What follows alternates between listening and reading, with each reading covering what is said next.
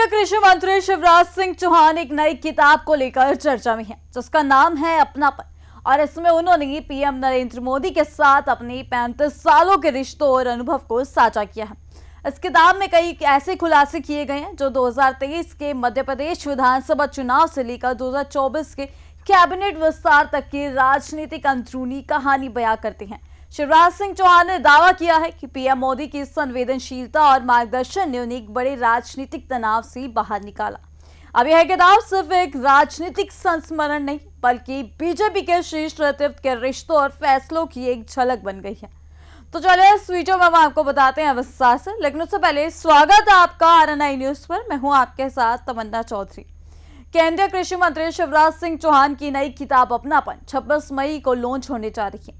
इस पुस्तक में उन्होंने प्रधानमंत्री नरेंद्र मोदी के साथ अपने लंबे राजनीतिक संबंधों, व्यक्तिगत अनुभवों और कई अहम घटनाओं का विस्तार से जिक्र किया है।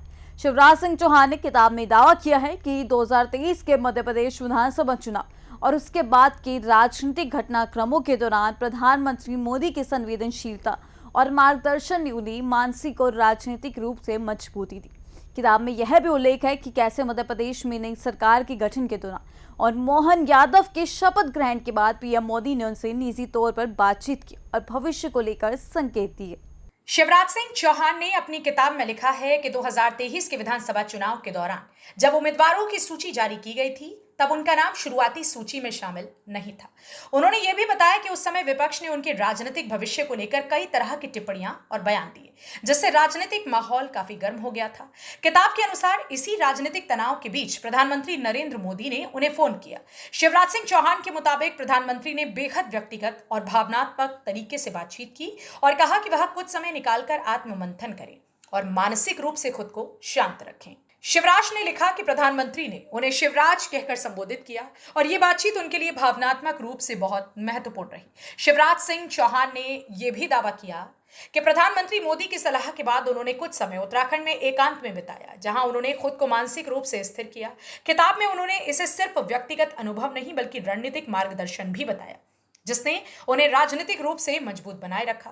इसके साथ ही किताब में 2024 में उनके केंद्रीय मंत्री बनने और कैबिनेट में शामिल किए जाने की प्रक्रिया को भी विस्तार से बताया गया है।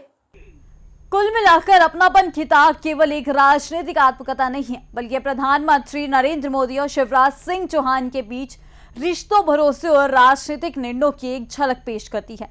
26 मई को होने वाले विमोचन के बाद यह किताब और भी राजनीतिक चर्चा को जन्म दे सकती है। अब सबसे बड़ा सवाल यही है कि क्या ये सिर्फ व्यक्तिगत अनुभवों का संग्रह है या फिर इसके जरिए राजनीतिक संदेश भी दिया गया है। फिलहाल सभी की नजर इस किताब के लॉन्च और उसके बाद आने वाली प्रतिक्रियाओं पर टिकी है। तब तक के लिए जुड़े रहिए हमारे साथ RNI न्यूज पर।